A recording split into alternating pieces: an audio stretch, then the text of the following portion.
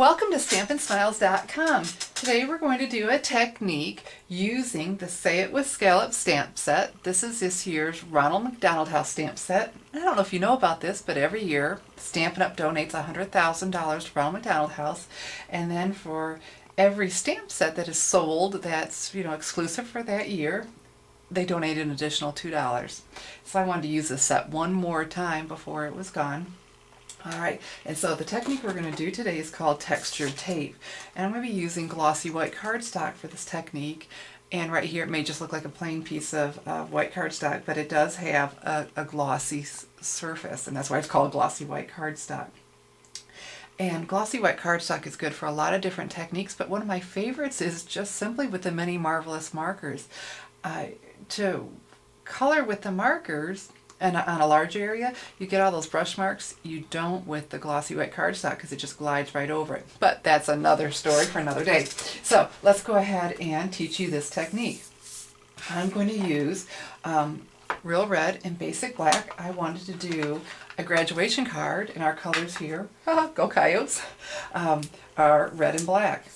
And so the masking tape, you can use any size width. I have this nice wide. I thought this would be easier and quicker than using some narrow. And you just need to have it a little bit longer than the pad so you have something to hold on to on both sides. Tear this off. Unfold it because it's sticking to itself. Alright, but that's my extra. It doesn't matter, and who cares? This is just another texture. Here we go. Alright, and you will get messy with this. But I've got a pile full of dishes to wash if you get too dirty, and so you just come on over and we'll take care of those dirty hands. Alright, here's our glossy white. I'm going to set this down. I'm going to put my tape on, rub, and then you want to peel it up quick like a Band-Aid. Whoop! Therapeutic, isn't it? Can you see this? Alright. I'm trying to get into the screen. There we go. And so without re-inking, I can do another one.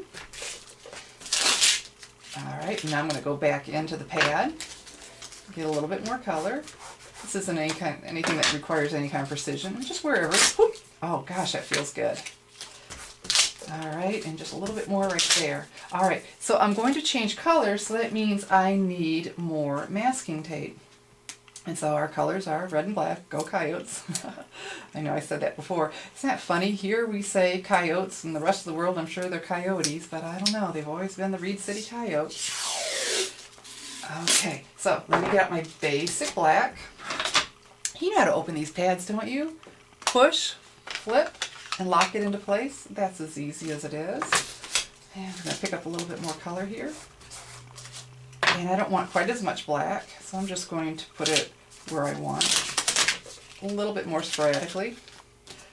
Good sticking tape, but that's not what you buy tape for, so it sticks well. Alright, and you know what, I think I'm not going to re-ink. I'm going to do this down here and give that little bit of color. Okay, now I'm wishing I had re-inked. Let's just pick up a little bit more.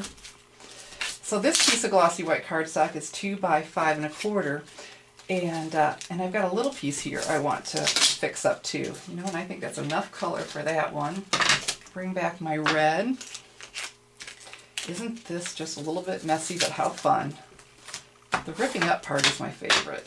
Okay, put that down. And this little piece is going to be what I'm going to stamp my So Many Scallops on. And when you're using glossy white cardstock, if you're going to do a complementary neutral piece, you really need to use glossy white cardstock because it looks very strange when you try to put in a piece of Whisper White, that flat white compared to the glossy. Oops, needed this pad. Let's open that back up. Alright, so my little about 2 3/4 by 2 inch piece, I'm going to take Congrats. I had a couple gals ask me to do graduation cards. I thought, well, I don't have any graduation sets. Hello? I had this set all along. How perfect is that? So I ink this right up, and I'm going to stamp about in the center of this. Okay. Woo, yay! Got my Congrats on there. Now we're going to use the Scallop Square Punch. I'm going to punch this out. And when you do it upside down like this, you can see where you're punching. Punch this right out. Now, I went through many variations when making this card and trying to mat it. I tried red and black and all that, but it really needed some white. And so And just the plain white felt a little stark compared to this piece, because like I said, I went through many variations. And so what I did, I thought, okay, well, we'll go in the center, then we'll bring out my handy dandy tabletop cutter. I love this thing. You don't have to, it says it never needs to be sharpened. I've had it a long time, and I've never had to sharpen it. So my measurements are up here, but this is about 2 3/4, so I'm going to start it at chopping off on each side.